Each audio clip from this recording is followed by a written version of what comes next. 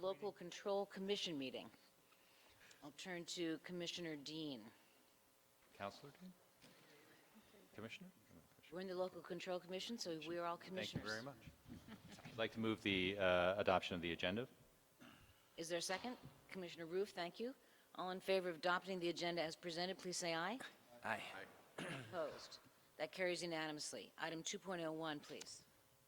I'd like to move the approval of the 2017-2018 first-class restaurant, bar, and liquor license application contingent upon fire marshal approval and with all standard conditions for the Cephont Corporation doing business at the Scupper, 148 Church Street.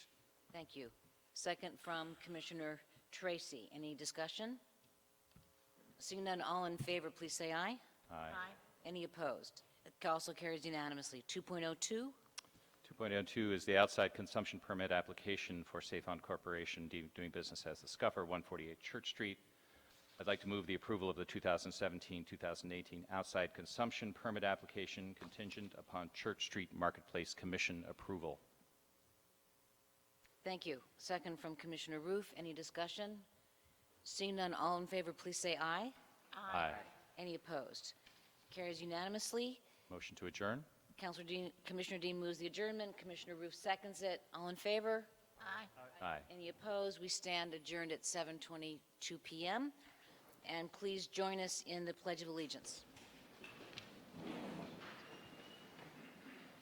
allegiance to the flag of the United States of America and to the republic for which it stands, one nation, under God, indivisible, with liberty and justice for all.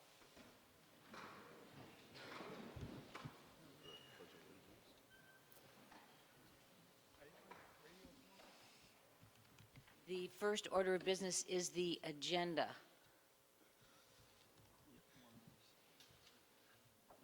I'm not showing the updated changes. I'm going back in.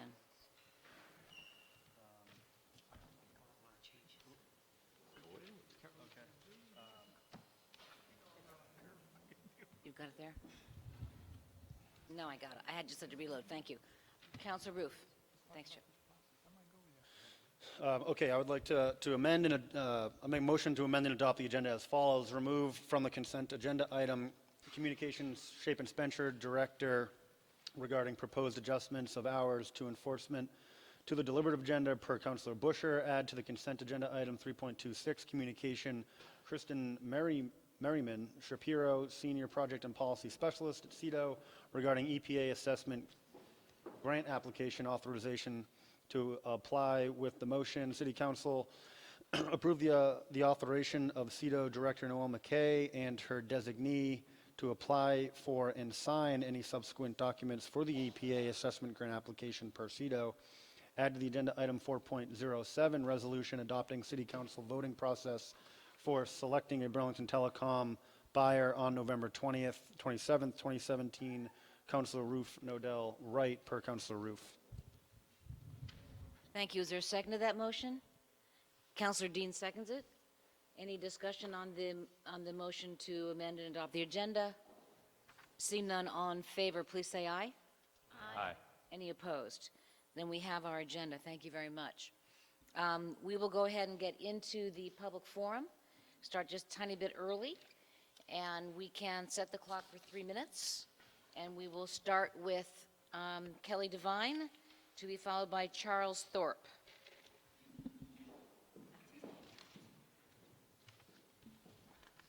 Hello, I'm Kelly Devine. I'm the Executive Director of the Burlington Business Association. I'm here to speak about the proposal to put forward the approval of the form-based code.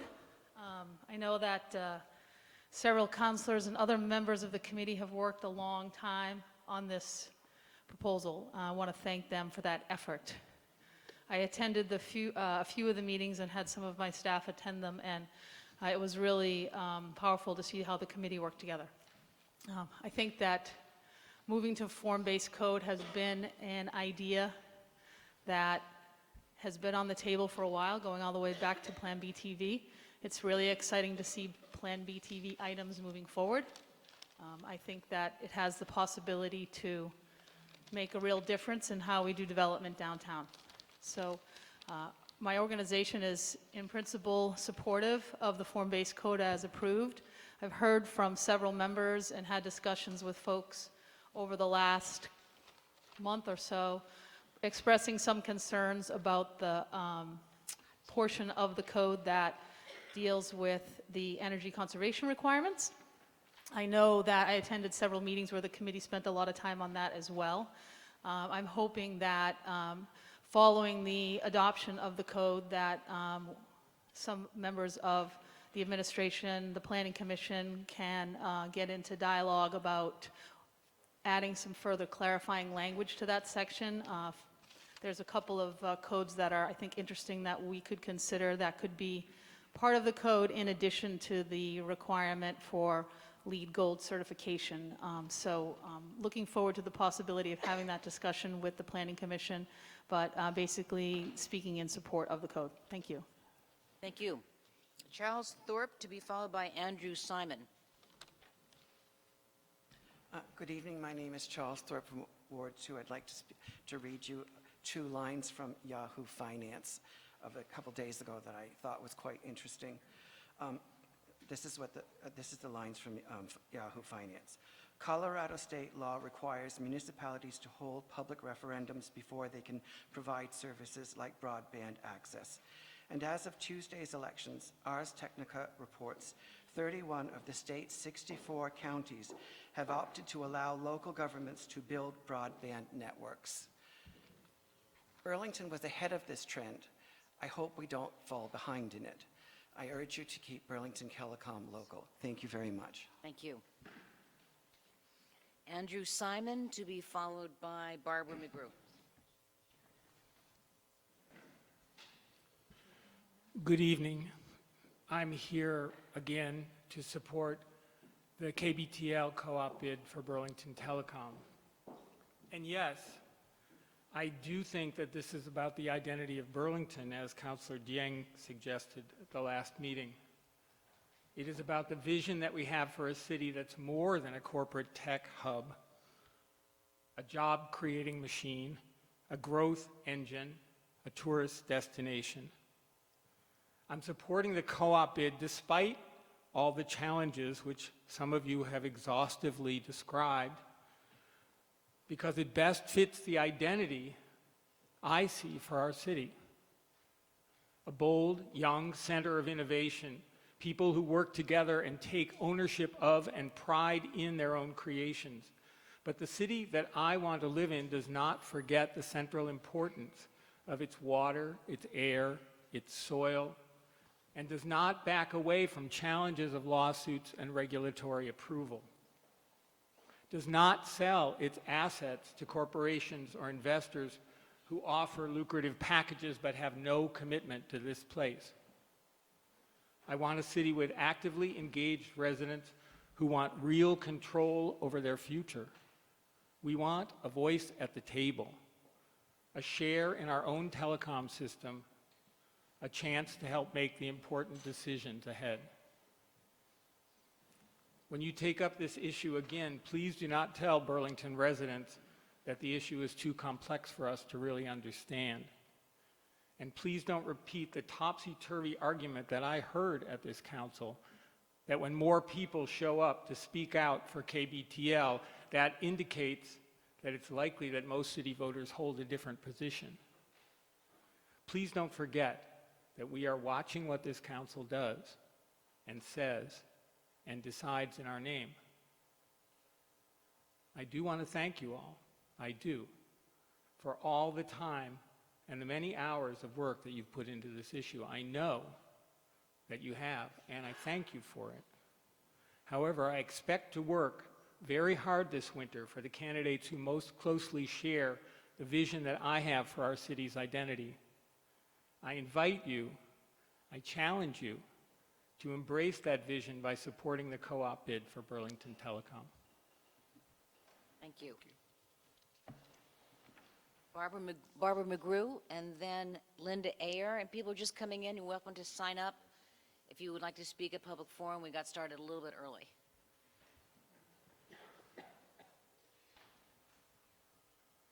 Good evening. I'm Barbara McGrew. I'm a downtown resident, Ward 3. I'm here to speak about the form-based code proposal. Form-based code is nothing but a scheme to make building easier for developers. That is what the buzzword predictability means. Form-based code is to architecture what paint by the numbers is to art. We will get bland, cookie-cutter buildings for the rest of Burlington's future. It will stifle the creativity that Burlington deserves. We don't need it. The mall, the Ireland property, Cambrian Rise, Champlain College Dorm, and half a dozen other smaller infill projects have been green-lighted under present arrangements. It is poorly understood. After 2 years of committee hard work, and thank you, committee, lots of meetings which I attended as well, do you as counselors really know what form-based code will mean for the neighborhoods you represent? Form-based code takes into account only density to establish forms and codes. Burlington has unique topography sloping down to the lake as it does. Form-based codes does not consider how increased height in the downtown will block views of the lake for everyone up the hill. Lastly, and perhaps the worst aspect of form-based code, is the reduction of the role of the Development Review Board and therefore public voice and input. The iterative public process that changes and improves buildings will be curtailed in the interest of making things easier for developers. This favoring of the for-profit corporate sector over the public voice and the public good is alarming. It is, after all that the real issue in the Burlington Telecom keep the KBTL debate. It's boilerplate Republican ideology, and progressives and Democrats who vote for form-based codes should be ashamed. Thank you. Thank you. Linda Eyre, excuse me, and then Charles Simpson. Sorry about that. Understandable. Hi, I'm Linda Eyre, and I came to the city in 1969. So you could just speak right into the mic. Sorry. Okay. Linda Eyre. I came to this city in '69 to go to UVM. Didn't ever see any reason to leave.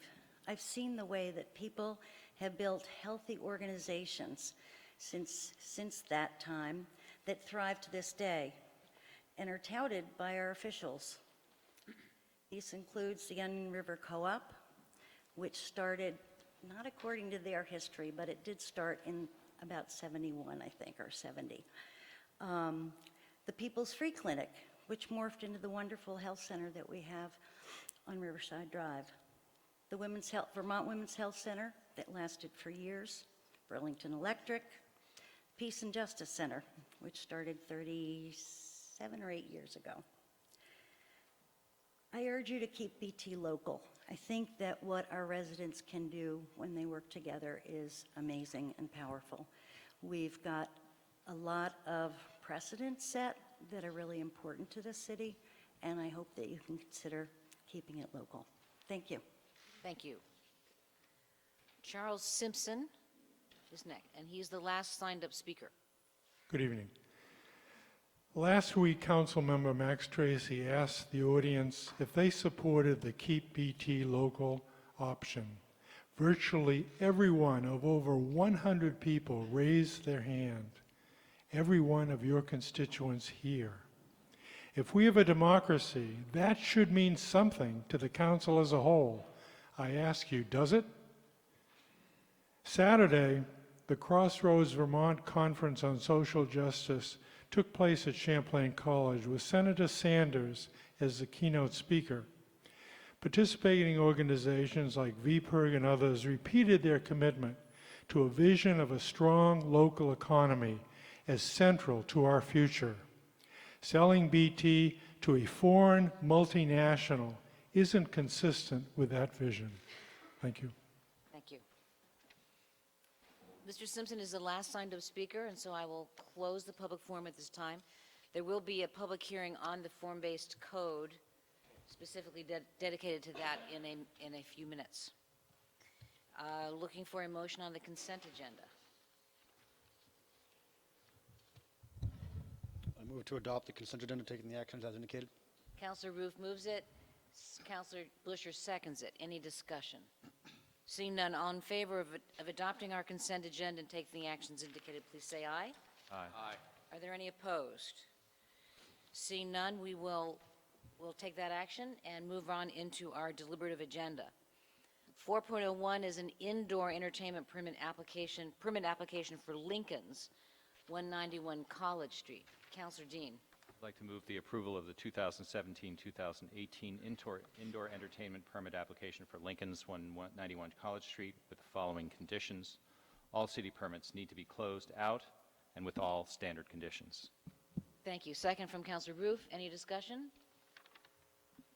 Seeing none, all in favor of that motion, please say aye. Aye. Any opposed? That's unanimous. 4.02, another indoor entertainment permit application. Counselor Dean. Yes, I'd like to move the 2017-2018 indoor entertainment permit application for Safont Corporation doing business as the Scuffer, 148 Church Street, with all standard conditions. Thank you. Second from Counselor Roof. Very good. Discussion. Counselor Busher. Yes, just a question, President Nodell, for the committee members, somebody. On the second page of the application, it said floor shows. Could I just have some insight as to what that really means?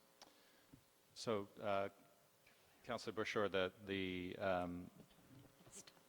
applicant is I'm sorry, excuse me? the applicant who is asking for floor shows is looking to recreate the Scuffer. He's a new owner of the business. And so he's looking for an opportunity to develop the entertainment, venue and the offerings in the future. We did not specifically question him about what he thought about floor shows, but in general, what we heard from him is going to be very low key. This is not going to be some kind of exuberant floor show.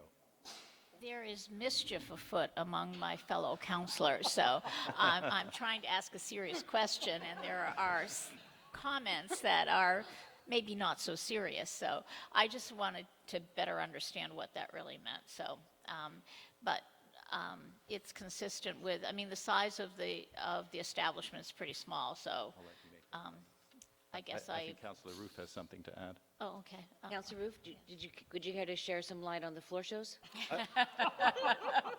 I can't be for certain, but I did invest, and I think what is intended is burlesque shows on the floor, Councilor Busher. So if you're interested, I'd be happy to attend those with you. Counselor Busher, are you all set? Yes. Message received, Councilor Busher.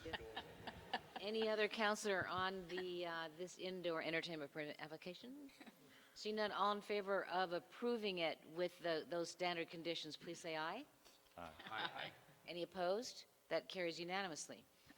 4.03 was the communication that was moved off of our consent agenda and is from our Director of Public Works, Mr. Spencer, regarding proposed adjustments to hours of enforcement. And this was removed by Counselor Busher, so I will go to Counselor Busher. Thank you. Chapin Spencer came in to see me before the meeting. I know he's not feeling well, so I'm not certain if he'll be here. I told him that I didn't think it was necessarily required, but that's really up to him. I did have a question which he answered. This communication, which is very complete and will be brought to the Public Works Commission this Wednesday for consideration, talks about the hours of enforcement that are currently in existence, and a study that has been done that shows a change in those hours. And so the recommendation in this communication, just so that people know what I'm talking about, is currently we enforce from 8 in the morning until 10 at night, and the recommendation is to begin enforcement at 9 a.m. as opposed to 8 a.m., and to end enforcement at 9 p.m. It talks in this communication specifically about on-street enforcement. So my one question for Chapin Spencer was, does this really mean just on-street, or does this apply to the parking lots and all parking downtown? And he said it applies to all of the parking scenarios in the area that is currently being enforced downtown. So if there are parking lots in this area, they will also have those hours scaled back. So I wanted that clarity.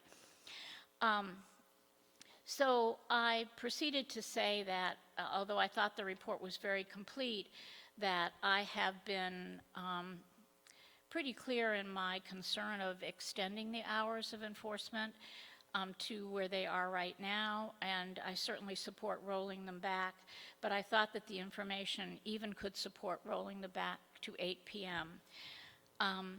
And so I made that comment to him. I felt they were almost as compelling as moving them back to 9 p.m. And then I won't be able to be at the Public Works Commission, so I'm hoping that one of the counselors will make my comments to the commission, who will actually act on this. But what was really important for me was to have a conversation with him about this year now in Burlington with the, we're about to embark on some significant changes in construction.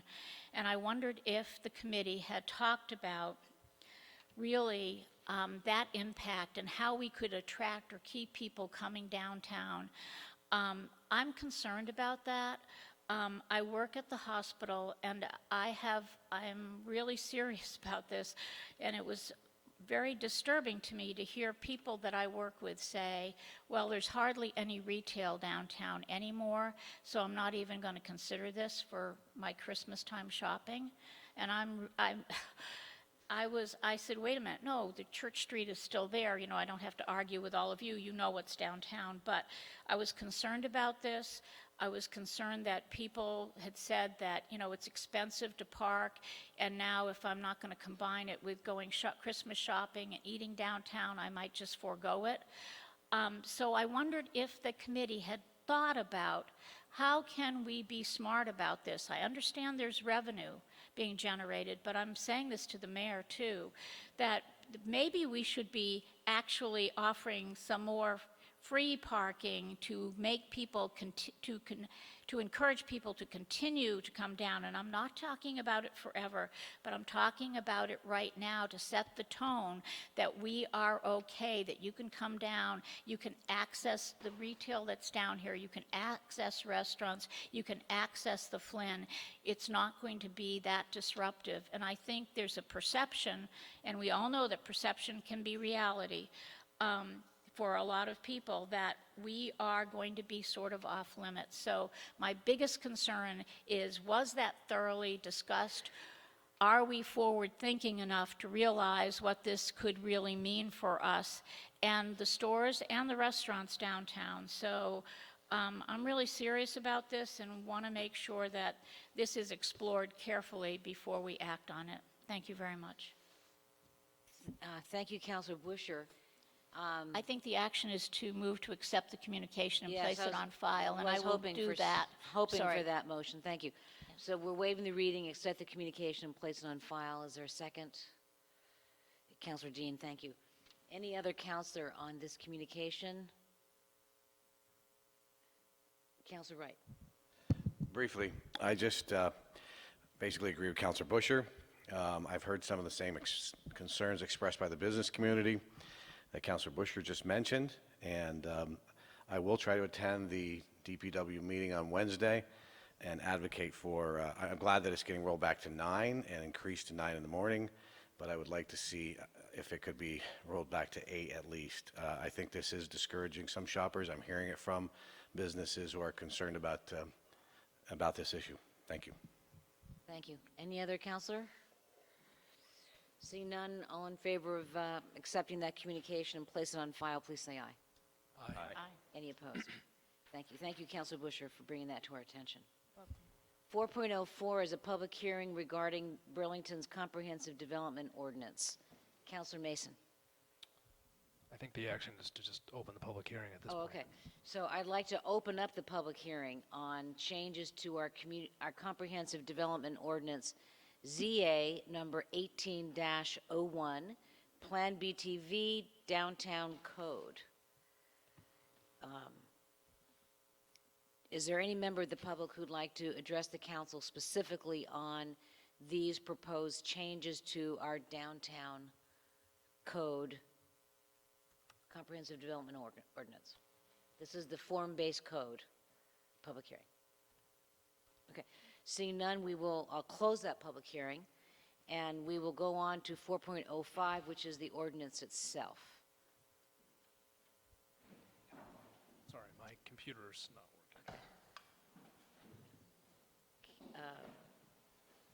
Councilor Mason. Thank you, President Odell. I'd like to make a motion to waive the second reading and adopt ZA 1801, Plan BTV Downtown Code, and David White and Andy Montrell are already up at the table, and ask for the floor back briefly after a second. Is there a second? Councilor Dean. Councilor Mason. Thank you, President Odell. It feels like we've been at this point 3 times now, so I'll save the speech that I've given, other than to thank both Andy and David for your efforts getting to this point, and then turn it over to the council if there are any questions for either David or Andy. Very good. Were you intending to go to them now, or just go to council for questions? I'm going to council questions. Okay. The floor is open for the council for debate or questions, et cetera. Councilor Shannon. Thank you. I just wanted to speak a little bit to Ms. McGrew's statements, and I think I agree with the statement that this form-based code stifles creativity. But at the same time, I would say that the creativity has largely been stifled in most development projects by existing code, by budgets, and other considerations that all go into the building design. And what this does in lieu of that is to actually force developers to give us better buildings. I don't think we're going to design a Space Needle under the form-based code. In fact, I'm pretty sure it's not going to work. But it is our hope that this raises the bar for developers, not lowers the bar, despite the fact that it puts more constraints on development. We have tried to create a vision for the downtown. And I know when I started on the committee, we thought that it might be, I think it was a couple months we projected, right, David? But it's been years. We have gone through a tremendous amount of public process. We've been through the NPAs several times. And I think that this is worth trying for Burlington. I will expect that it's going to need to be tweaked along the way, because it's a fairly dramatic change in our zoning ordinance. I don't think the vision for it comes directly out of Plan BTV. So it is our community vision that we're trying to execute through this code. And I'm sure we're going to find places where we're successful in doing that, and places where we need to make adjustments. But we have worked very, very hard to make as many of those changes before adopting this. And I am fully supportive and grateful to all of those who served on this committee and the probably close to 50 meetings that we had. And thank you especially to our chair, Andy Montrell, who was very, very helpful in bringing the process eventually to closure. Thank you. Thank you, Councilor Shannon. Any other councilor? Councilor Busher. So this certainly is a body of work that I know that, I don't know if it's a labor of love, but it's a body of work that I know a lot of people have put a lot of effort into. And I find this to be, as stated, predictable. But I also find, I have concerns about it. And as I look at this, I am really thankful that it is not in the residential areas. However, it is in in Form District 5, there are some residential areas there.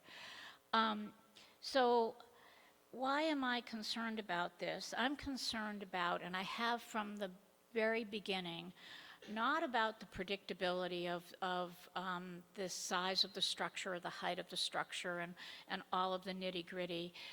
I'm concerned that we as a city said that we would do this and we would also adopt this by right, which excludes the public from having any opportunity to weigh in if it's administratively reviewed, and no right to appeal. And I feel that that didn't have to happen. We could have done a process where the public would have got informed by administrative approval. That could have been on the consent agenda or an informational agenda attached to a DRB. Somehow or other, we could have allowed the public to have a voice if something really was not okay, because they know their neighborhood, they know their section of the city that we really needed to bring to people's attention. And I'm really concerned about that elimination of our community, our residents, from having a say about what happens. I really am. I'm not going to be supporting this, and that's very sad for me, but I'm not. I don't support it because I don't agree with the height in either Form District 6 or 5. I don't, as I said, agree to the exclusion of the public. I don't agree to building to the property line, which necessitates the right of having to go into the city right of way. We just saw that with the town center. There was a resolution. I'm not opposed to that, but I don't think we should be building. We shouldn't allow buildings to necessitate going into the right of way. I think that that's not good planning. I don't think we should always be encroaching in our right of way. I think it occurs, it happens, and we consider it. But I don't think having a plan that allows that on a regular basis by right is the right thing to do. I'm also concerned because, as I said, the height and the Form District 5, which really is, wraps around the downtown core. I'm concerned that once again now there's going to be added height there, and now we're removing the buffer from the downtown to now as we move up the hill into the neighborhoods. And so once that buffer's gone, then there goes another neighborhood, and then there's going to be more rationale for just losing the residential component and having this height, which may or may not be appropriate. I do agree with Councilor Shannon that we will learn what's good and what's bad in here, and I think that thoughtful people have got together to try to make sure that it does more good than harm, and I appreciate that, and I respect the people that were on that committee, both planners and city councilors, so no complaint there. But I really am concerned about the things that I referenced. The last thing is that I appreciated the pictures, but when you look at the pictures included, and you look with what pictures you look at in our community that allows us to potentially deal with the multifamily and the size and structure, you compare existing, you compare the older structures, which are interesting and intricate, and then you compare them to the new structure, which is blocky and ugly and cold and not inviting. You can do anything you want with the doorways to invite people in, but a structure that is square and steel and metal and is not interesting doesn't invite me or intrigue me at all. So I understand that you can do canopies, and I read it all. I mean, not every word, but I read most of it. And I'm still not there, so I hope that we do, I know this will pass, but I certainly hope that there will be effort to right the wrongs that could result from this. And I'd really like the Planning Commission, and I know the chair is here, or are you the chair? Sorry, Andy. Anyways, I really hope that you will really take to heart how we can still engage the public in a more meaningful way. That's probably my biggest concern. Thank you very much. Thank you, Councilor Busher. Any other counselor? Okay, so we have a motion to waive the second reading and to adopt this code. All in favor of that motion, please say aye. Aye. Any opposed? No. Okay, hands for those in opposition are Councilors Moore, Tracy, and Busher. So it carries on a vote of 9-3. Very good. Thanks to all for so much good detailed work. Appreciate that. 4.06 is a report from KBTL and Ting, and about their work last of the past week.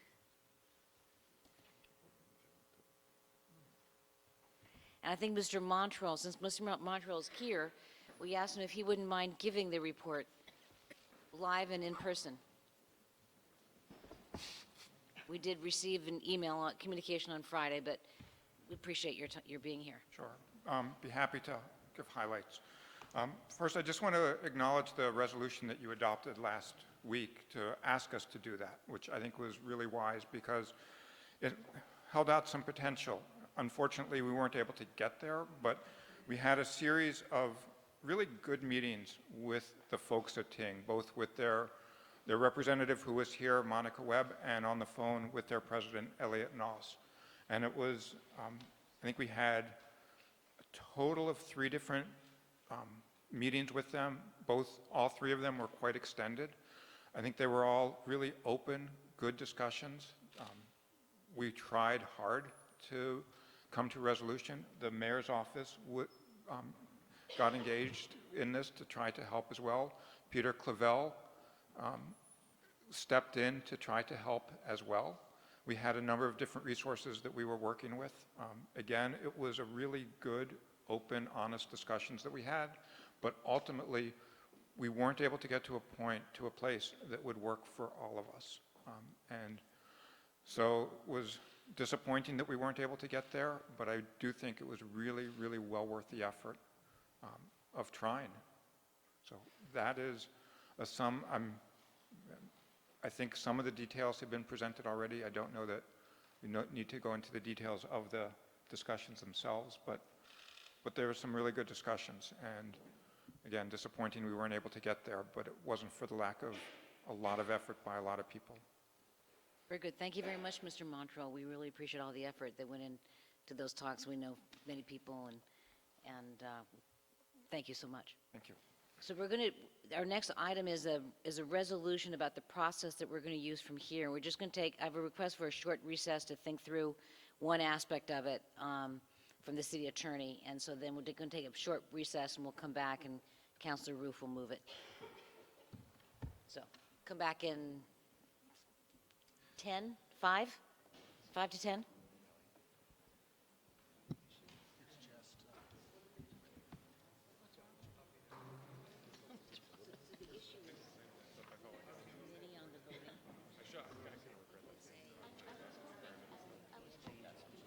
Yeah, the environment. But it doesn't matter. I just procedural. The exclusion is my biggest thing.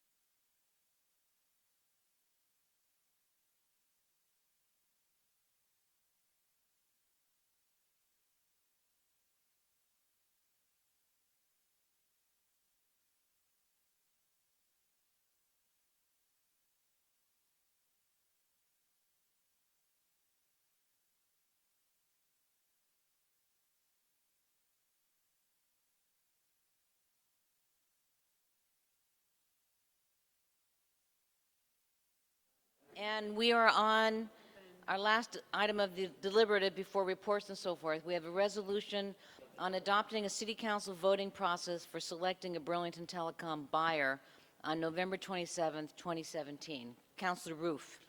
Thank you, President Odell. I would like to move the item 4.07, ask for a second, and the floor back afterwards for a short comment. Thanks. And you're waiving the reading? Yes. Okay, thank you. Second is from Councilor Wright. Councilor Roof, you have the floor. Great, thank you. This resolution articulates an agreeable path forward for the council to follow from today through the 27th, where we intend to bring to a close this sales process. The resolution, in short 5 points, does the following. It calls for a group of 4 councilors to meet to consider options of how the council will proceed with voting during our meeting on the 27th. This group is proposed to be President Odell, Councilor Wright, Councilor Mason, and myself. There was a report back date for this Friday afternoon. It calls for the 4 bidders to submit their letters of intent no later than Monday the 20th by 9 a.m., but the council is requesting that, if possible, submission of these bids to be sent by this Friday the 17th by 3 p.m. It clarifies the roles and standards of negotiation from this point forward, which are to be led by Terry Dorman, who will advise and inform the council and administration on material developments via email updates. It further clarifies under what circumstances councilors may interact with the bidders. Next, 2 more left. Next, it calls for our meeting on the 27th to begin early, to hold a work session for the purpose of offering councilors, this will be open to the public, of course, but offering councilors the opportunity to ask questions of the bidders. Next, finally, it sets in a clear fashion items that will help this council and the public make a fully informed decision on the 27th. These items include an independent financial assessment for all bidders, financial pro formas for all bidders, due diligence site visit opportunities for all councilors if requested, and meetings with BT staff to be set up by Stephen Barraclaw to receive feedback on the bidders, and a legal analysis and review of all bids. This process thus far, where we found ourselves, has undoubtedly has twists and turns, and many in the public have shared with me, and I know others, some frustration, which is understandable. Looking forward, I think this resolution lays out how and when we will get to the finish line. With that said, I'll just close by noting this resolution was really a collaboration that took effort around folks at this table, included input from every councilor, so I'd just like to share my appreciation around everyone that helped to build this path forward. Thank you. Thank you, Councilor Roof. And the Council President wishes to express her very sincere appreciation for the efforts of Councilor Roof in pulling this together and in a very collaborative way. So really appreciate it. The floor is open. Councilor Wright. Thank you, President Odell, and I as well would thank Councilor Roof for the work on this resolution. Happy to co-sponsor it. Plugs in the details of a process that we set up last Monday, but again, we needed details plugged in to move forward with the process, and so I think this is a good resolution. Say a couple words about as we go forward. Like Councilor Roof, I have also heard, I'm sure we all have heard, frustration from the public. They want us to finish this, I think, and I would agree. I think it's time to get this done, time to get her done. But I would say, not only is it important to get it done, but to get it done right for the citizens of Burlington in the best way possible, the best deal that we possibly can have for the citizens of Burlington. I do believe that this process moving forward, this path forward that we've chosen, gives us that opportunity. And I will say that, for me, I think that it is crucial now that we have a council that is willing to compromise and willing to find common ground. I am certainly going to stay open to KBTL. I'm going to stay open to if KBTL continues to work with Ting Two Cows on some kind of a venture. I don't know that that's happening, but if it did and they found some agreement over the next 2 weeks, I'd stay open to that. I'll stay open to KBTL if they find ways to improve their bid on their own. and if Ting finds ways to address some of the concerns that President Odell highlighted last week. I also will be excited to hear from ZRF over these next 2 weeks and see just what the mystery bidder has to offer. I'm excited to hear that, and I'm also excited to see what Schurz ends up doing as far as advancing their LOI or changing their LOI in some way, improving it. So I think in the end, that whichever company we go with will be a stronger proposal for this effort. And one last thing, I know a member of the audience said, and I don't know if they're referring to me, but they said that they didn't want to hear any more talk about the more people that show up for KBTL, the more that, and that somebody up here was saying the more that meant that the public out there disagreed with them. Well, I did say one time that that we couldn't just think that just because everybody showed up for KBTL, that meant that's what everybody thinks out there. That does not mean, though, I don't want people to jump to the conclusion that I'm saying that I know that they think the opposite of you, in case that's what somebody thought I said. I don't know what everybody thinks out there. I think there's a lot of support for KBTL.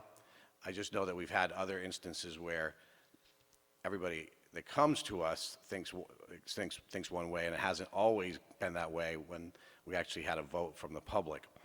Sometimes that didn't match up. I'm not saying that's the case here. I think there clearly is a lot of support for KBTL, and I just want to be clear about that. So I'll finish there. I am excited about hopefully being able to wrap this up in 2 weeks and getting the best possible deal for Burlington. Thank you. Thank you, Councilor. Floor is open. Councilor Shannon. Thank you, President Odell. I'll keep my comments to the resolution before us and not share with you my opinion about bidders at this time. I'm a deadline-oriented person, and I don't really like fuzzy deadlines, and I apologize. I know there's been a lot of back and forth today, and a lot of it was looking on my phone, and there is something in here.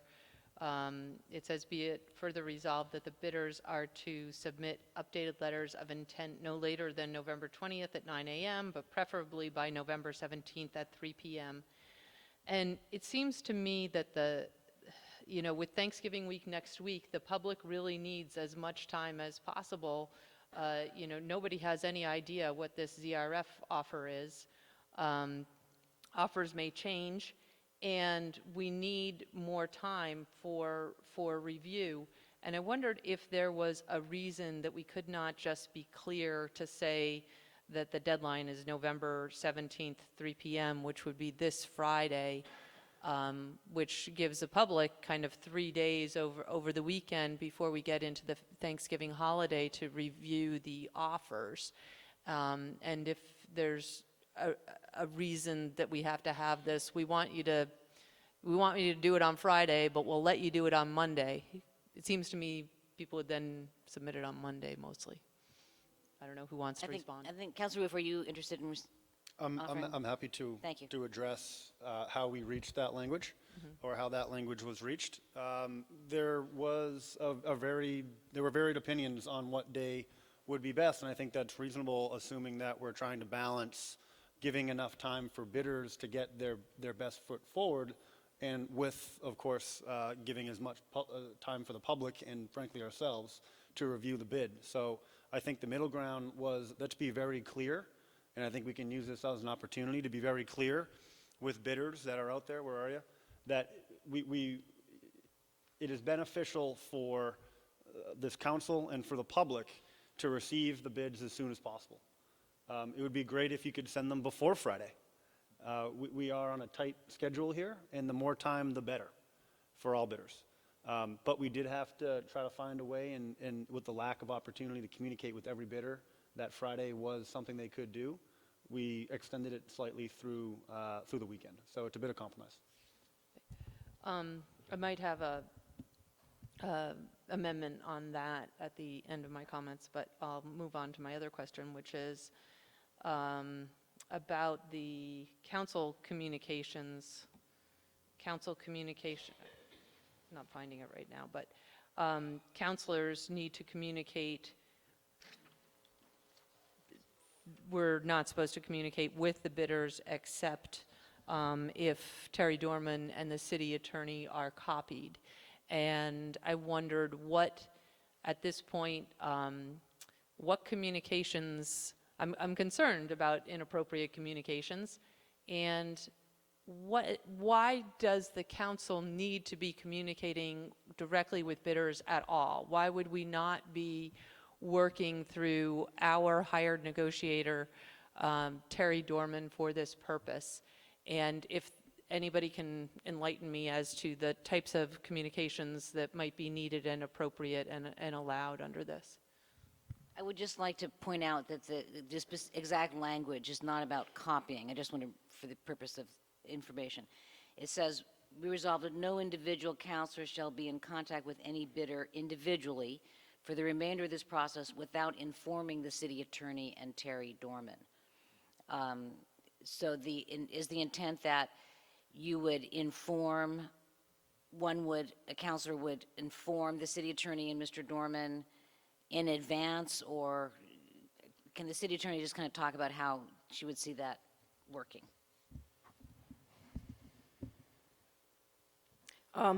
Yes, I would really think that if somebody felt the need to contact a bidder, that they would inform particularly Terry ahead of time. I mean, I will be clear that my feeling is that no counselor should individually be contacting bidders, but if you have questions, you should go through Terry.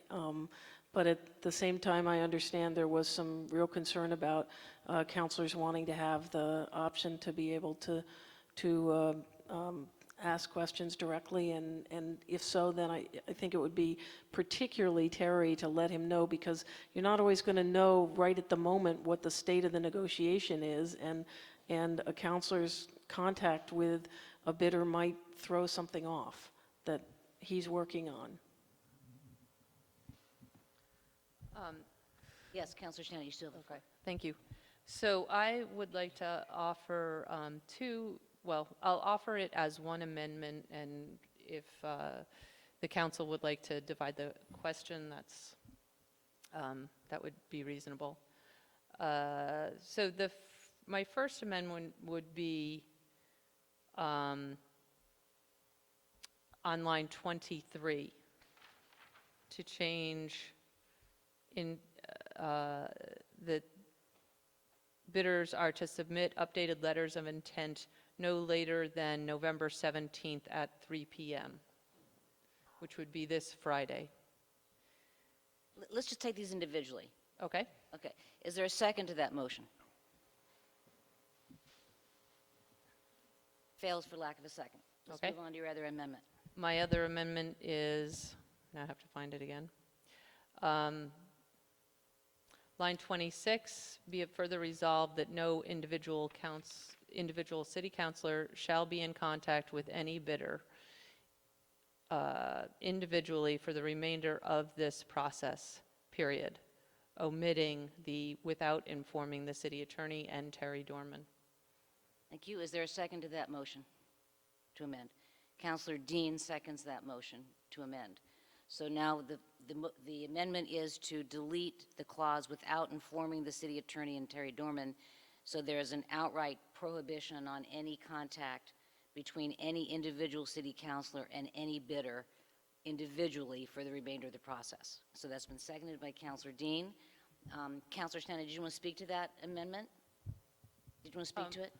I think I've spoken to it. Okay. I think that it's just cleaner if we will all know what the conversations are if we go through Terry Dorman to have these conversations, who will, if there are questions to be asked, and there very well could be, but let's go through the right process to do that. I think it's fair.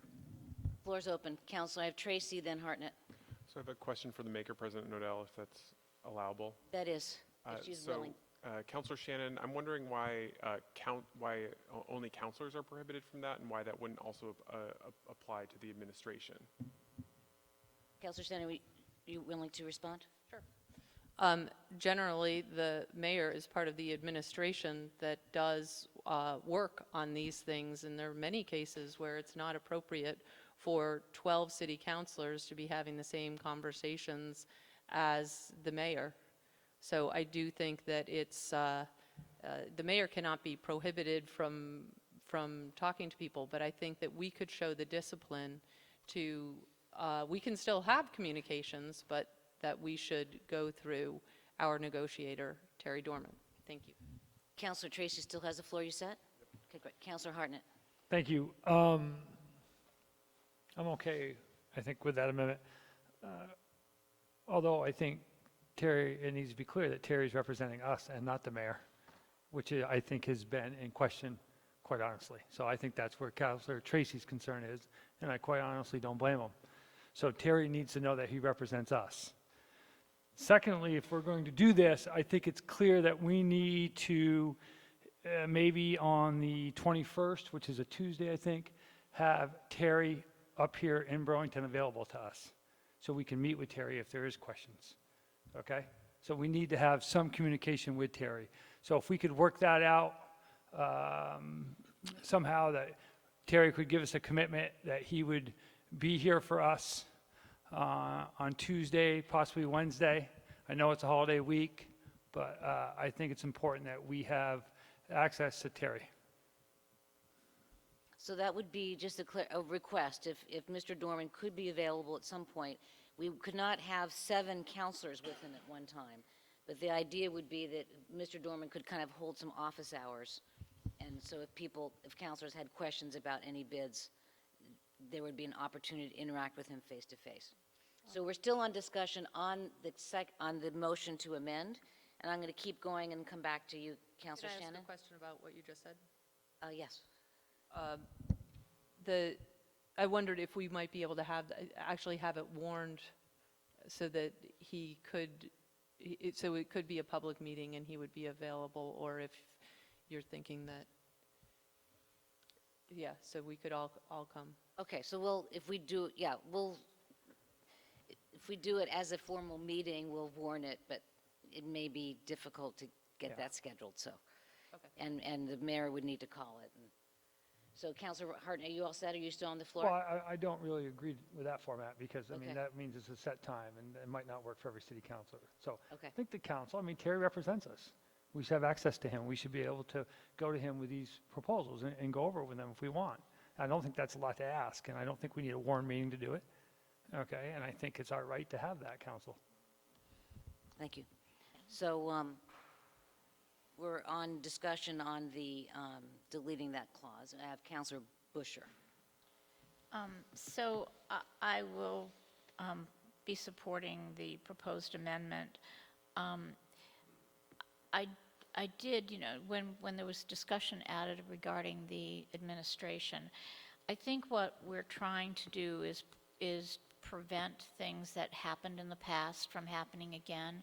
So I think what we want to do is to have, when questions arise, when that we as a council want to be fully aware of what questions, what the dialogue is. And so I understand that the administration is separate from us, but I think that we want to be included in significant communication. I think it only behooves us to be careful and not repeat mistakes we made in the past. So I don't have that language here. I do believe that it's good not to have counselors asking specific questions. We don't all benefit from that if we have individuals reaching out to different bidders. So I do support what's being proposed, but I also want the administration to understand how important it is for us all to be informed about every step of the way as we move forward. It's essential. Thank you. Yes, thank you, Councilor Busher, and that is the purpose of the previous resolve clause. Councilor Roof on the amendment. I'm relatively indifferent on the amendment, right? I think that everyone around this table knows our responsibility at this point and the magnifying glass that we are under. I think that the intention here was to make sure that any conversations that city councilors are partaking in are accounted for, and that captures here. And this also contemplated if we were to, some bidders are local folks, And if we see them on the street, do we need to run the other way? If we go on a visit to which is also contemplated in this amendment, do we need to get permission, or how do we do that? So this was a way to find a way through. I'll probably vote against it, but again, I think that the intention's here, people know what our job is, and I think we'll be okay. Anyone else on the first round? Seeing none, we'll go back to Councilor Shannon.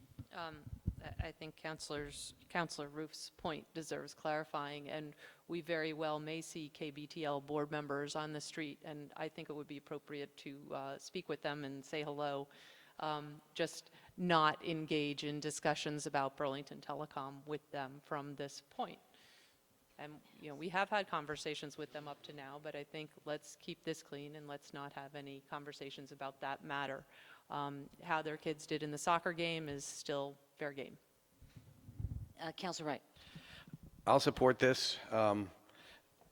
Like Councilor Hartnett, I do agree that we need as much access to Terry Dorman as the council can possibly get. This is a big, huge decision for the council, and we should have access to every bit of information that we possibly can.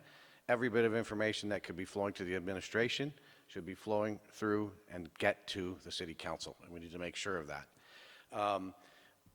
I'm fine with saying no city councilor will speak to the bidders as we're in negotiations. Very different from bidders that were not in negotiations. Thank you. Thank you. I'll also be supporting the amendment. Let's go to the vote. All in favor of the motion to amend by deleting, by creating an outright prohibition on individual contact, please say aye. Aye. Any opposed? No. Councilor Roof opposes. All the others, I believe, are supportive. That succeeds on a vote of 11-1. We're back on the main motion, main resolution, motion to adopt the resolution as amended. Further discussion? Councilor Jang. For line item, I think it's number 11, to avoid any dispute about the voting procedure related to this election of buyer. I feel like it is important, instead of saying 4 councillors, we need at least 5 councillors. That is the only way for us to prevent the dispute. Yes, please speak right into your mic, sir. Thank you, sir. Line item, I think it's, number 11. Instead of 4 councillors to be on that committee or subcommittee, I feel like it is important to have 5 councillors. 1. And the second thing, any councillors that created the first voting system, in my own sense, should not be on this committee to find out ways we need to find way we should vote on this. So I'm talking about 2 things. We should have 5 councillors, and also any councillor that attended the first voting system should not be part of this. Councilor Jang, would you like to offer a motion to amend? And these are 2 separate actions. So I would invite a motion to amend. Yeah, for the first one. So your amendment, if I could try to restate it, it would be that you would like to create a subcommittee of 5 councilors. Are you Instead of interested 4. in naming the 5th councilor? Instead of 4. Are you interested in naming the 5th councilor? Any other councillors that are interested, that's here. If nobody's interested, I want to put my name forward. And so if who would be selected? How would this person be selected? And that's a good question. How the 4 councillors have been selected in the first place? Through discussion on the council. But, okay, so let's just try to see if you can change this from 4 to 5. We'll start there. Okay, so there's a motion to change by adding a 5th member to the committee. Is there a second? That motion to amend fails for lack of a second. What is your second amendment, sir? It won't be appropriate in here. Thank you. Okay, thank you, Councilor Jang. Floor is open for any further discussion. Councilor Tracy. Thank you, President O'Dell. Given that we just approved a prohibition regarding councilor contact with the bidders, I would like to introduce an amendment to ask that any communication between the mayor or any member of the administration be disclosed to the city council. Be it therefore resolved that any communication between the mayor or any member of the administration and a bidder be disclosed to the City Council. So is the motion to add a further resolve clause that any communication between the mayor or a member of the mayor's administration and an individual bidder be disclosed to the City Council? Did we get that language? Is there a second? Second it. Second from Councilor Moore. Floor is open on that motion to amend. Would you care to speak to your motion, or do you feel that it's self-evident? I feel that it's self-evident. Floor is open. Mr. Mayor. Thank you, President Odell. Councilor Tracy, I think there are numerous issues with what's been suggested by that amendment that don't recognize basically our form of government and how our form of government works, and what you've asked to take place assuming the rest of this resolution passes, there will be dozens, if not hundreds, of contacts between members of the administration and the bidders to implement what you are asking to be done here with respect to following up with site visits, with respect to attorney reviews, with respect to clarifications that will come from requests for clarifications. I would expect it will come from the bidders. When the bidders want to know how the city is going to react, they contact the administration. They seek information. Certainly, if there are material negotiations, I see the language that indicates the material negotiations should go through Terry Dorman, and I've got no issue with that. But I think it's both impractical and inappropriate for the council to tell the administration how the administration can conduct its business. The administration is not a city. This is not a city manager form of government. This is a mayoral form of government. The administration does not work. The mayor's office does not work for the council. We work for the people of Burlington. We work with the council, and we're happy to work collaboratively, and we will, as we always do. I take issue with the notion that there's some mistake of the past that we have to be concerned about being repeated here. There was no lack of communication from the administration to the council about what was happening before, and there was a major effort to address with President Odell multiple days of work to try to address and explore whether the communication that went to the fourth bidder after the council was advised it would happen, whether there was a way to address that. To continue to raise this and to raise concerns is not consistent with what happened here. Thank you, Mayor. Others on Councilor Tracy's motion to amend. Councilor Hartnett. I tend to support Councilor Tracy on this, but I respect what the mayor has just laid out to us as well. But I think what we're asking for is that when we need to be notified, and there's notifications that have gone out there that, and I won't bring up the past, but there's clearly been examples where, let's just say the communication was vague at best of what was going on, to be fair to both sides here. And I appreciate Councilor Tracy's concern, because it's my concern as well. So I won't support the amendment, but I'm asking, for the sake of the people of Burlington, which I understand that you represent, but we also represent them as well. That's what we're doing sitting here. And so I would hope that we have an open line of communication and that the trust that we always had and always worked well with this administration can continue. Thanks. Thank you, Councilor. Any others? Councilor Shannon. I support the spirit of what I think Councilor Hartnett was saying. I don't support this amendment, but I have confidence that the administration will share the pertinent information with us promptly, and I'll leave it at that. Thank you. Thank you, Councilor. With respect to Councilor Tracy, I am also unable to support the amendment. I feel that it is unworkable. I think that we have heard from the mayor that there will be an open sharing of information with the council on any important points relating to negotiations, and I have confidence that will be the case. Any other counselor going to vote on the Tracy motion to amend? All in favor of that motion, please raise your hands. I have Counselor Tracy and Moore. Opposed are the remainders, and so the motion to amend fails. Back on the main motion with that one amendment. Any others? Seeing none, go to a vote.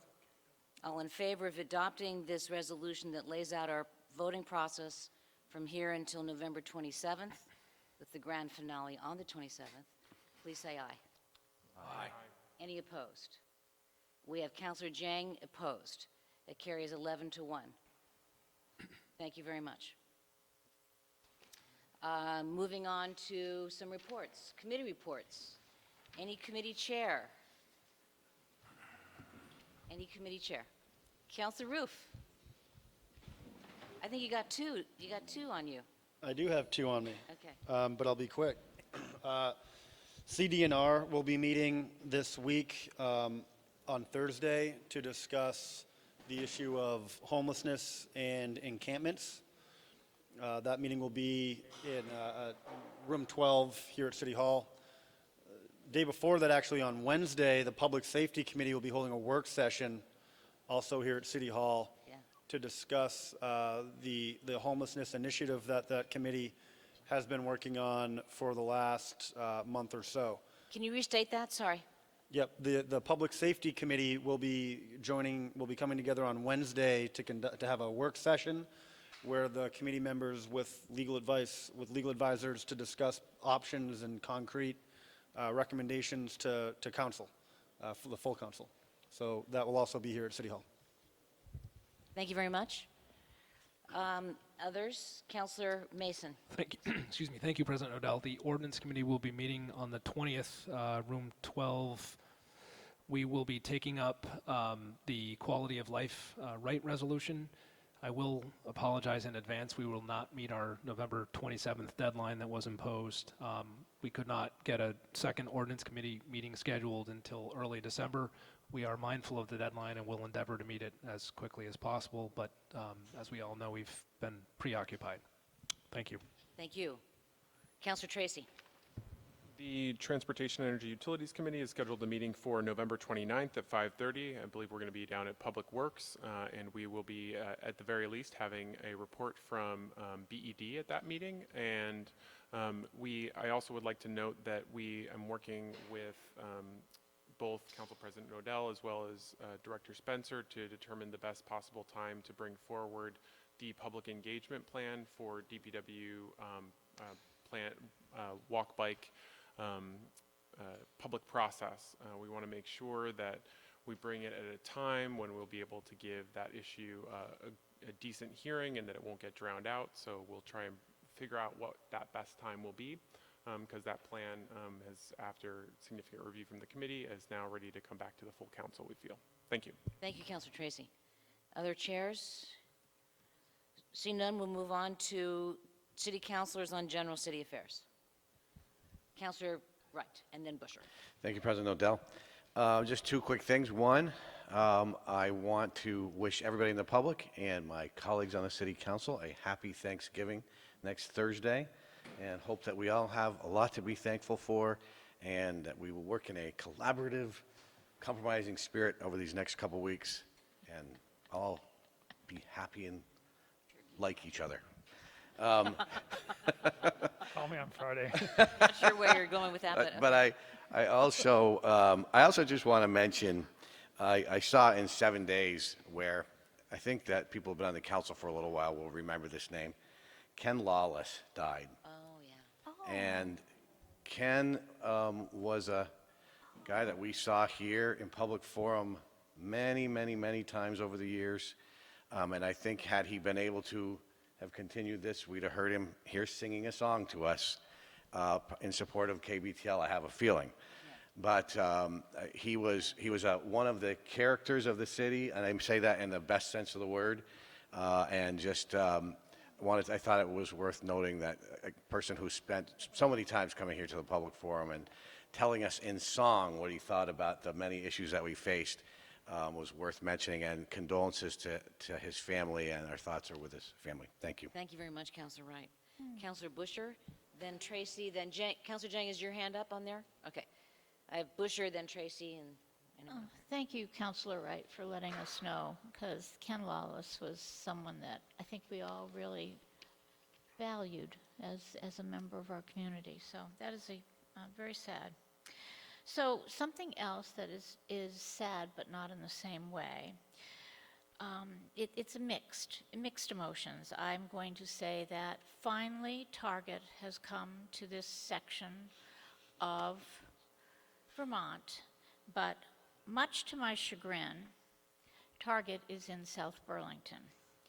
And I say this with a heavy heart, and I think and Burlington's going to say this with empty pocketbooks, because Target is a huge, I mean, however Bernie used to say, huge draw. I will go. I haven't been to University Mall in I don't know how long, because there's been nothing really there for me, but I'll be there. I will be there. So will everyone else that I know. And I really know that the city has been so focused on so many things, but I'm really sad that we were not able to get Target to come here. I started this campaign in around 2000, found out that they were a great company from my own personal experience when my daughter went to William and Mary, and I got introduced to Target. And then learned that they also invest heavily in schools and in their host community. So I'm really sad that this happened around us and we're not part of it. I think financially South Burlington will be set. Thank you. Thank you very much. Councilor Tracy. Thank you, President Nodal. I just wanted to bring attention to the fact that the Wards 2-3 MPA had their first MPA in the brand new space at the St. Joseph's, well, actually a renovated space, which is actually kind of wonderful that we have been able to bring new life to a community space that was once very, very active and is now active again. I just wanted to thank Parks and Rec for all the hard work that they put into it, Champlain Housing Trust, the Wards 2-3 Steering Committee, as well as specifically Janet Karskadden, who's the head of the dinner crew, as well as Ben Bergstein and April Werner from Old North End Studios for really making the space feel nice and homey, and also getting us a much improved sound system so that we can have roving mics so that everybody can actually hear what the questions are, and that can actually be piped right into the Channel 17 feed. So it's pretty spectacular. Everyone is certainly invited and welcome to come to community dinner next month, second Thursday. We encourage everybody to come. It's a great meal and just a great opportunity to connect with people in the Old North End. Thank you. Thank you, Councilor. Councilor Roof.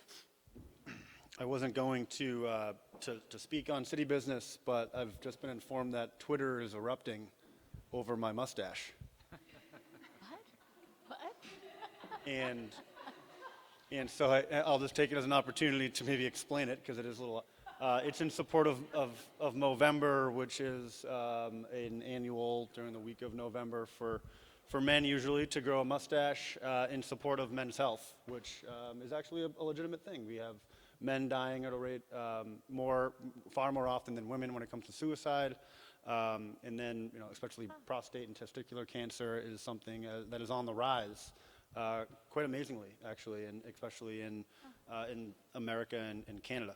So this is something that I do to help raise some money for a good cause. So if you see someone on the street rocking a mustache, know that it's for a good cause. Thanks. Very good. Councilor Hartnett. Thank you. Share those concerns. No mustache, but I share those concerns. Councilor Rue, I guess whatever it takes. Listen, we're not supposed to do this, but can I give a shout out to my good friend John Ewing, who I hope is watching? Yes, let's do it. John is really battling a blood cancer, rare blood cancer, and he's in trouble. And I talked to his wife tonight. And John, I just got to tell you, coming here tonight after I spoke with Jane, I want you to know that I'm thinking of you. I'm sure this council is. I know the mayor has a great amount of respect for you, as we all do. We hope the best. Our thoughts and prayers are with you. And if there's anything that we can do, and I mean any of us, please let us know. So John, hang in there. Thank you, Councilor. The council president has no updates, so I'll throw it over to the mayor. Thanks, President Odell. A few quick notes. I want to thank Councilor Hardner for what he just did, and echo that, John, we are thinking of you and very appreciative for all you've done for this community for so long. I want to just touch on the parking discussion from earlier tonight and just note that the marketplace and BBA and others have been active in promoting a parking incentive this holiday period, as there have been in past years. There will be 2 hours of free parking on street during the holidays.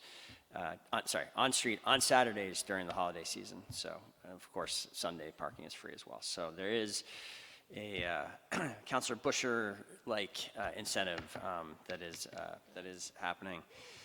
We do, of course, keep close track on what is going on in the downtown with economically, and while certainly there has been a changeover in the mix of retailers in the downtown, we continue to hear strong reports about how the downtown is doing on many financial metrics and quality of life metrics. Couple other quick notes. We had a first-time event here in the city of Burlington last week, hosted up at Champlain College. The governor was in attendance and about 200 other people. It was the first, what we see as annual Vermont Climate Pledge Coalition Summit. There were over 30 Vermont businesses, institutions, cities, and towns that attended and made pledges about how Vermont intends to meet the goals of the Paris Climate Agreement, even though the federal government has withdrawn from that agreement. It was, I think, an encouraging cooperative step that we envision continuing through the years. The Burlington Electric Department spearheaded this in many ways and intends to go on from here, continuing to encourage other Vermont institutions to step up and make this pledge, collect the data from that, and report it to the national "Where We Are Still In" effort, which involves cities and states and institutions across the country working to ensure that America continues to lead on climate action. And two other notes. There are, I believe, 4 more days in which the public and councilors can vote for their favorite of the 7 finalists in the Burlington Flag Competition. And you can do that online, and the voting concludes on November 17th. And the winner, following up on the unanimous council passed resolution earlier this year, the winner will be unveiled on first night. And finally, I just want to mention I got to go to a really unique and inspiring event in a lot of ways. The Burlington co-housing community just celebrated 2 milestones. Its 10th year anniversary, which for anyone who knows how long that group worked to make their vision a reality, and for anyone who knows how difficult co-housing in general can be, it is really quite a milestone. I've seen in my various roles lots of projects, and most projects look pretty good on day one. You know whether a community is thriving and is really has created a real place when you go back after 10 years, and certainly to be there for the first time in a number of years is to see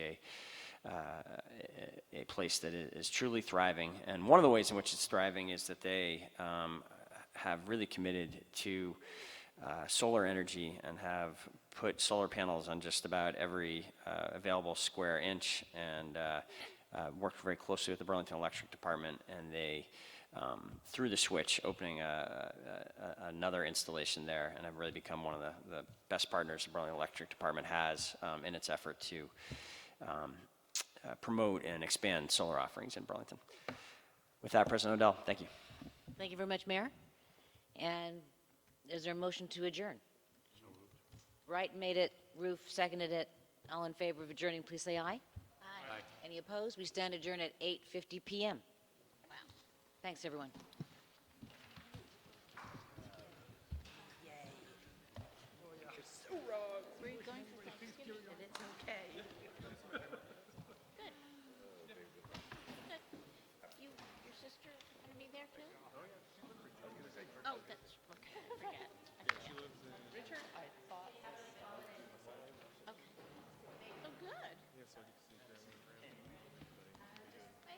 When do you go?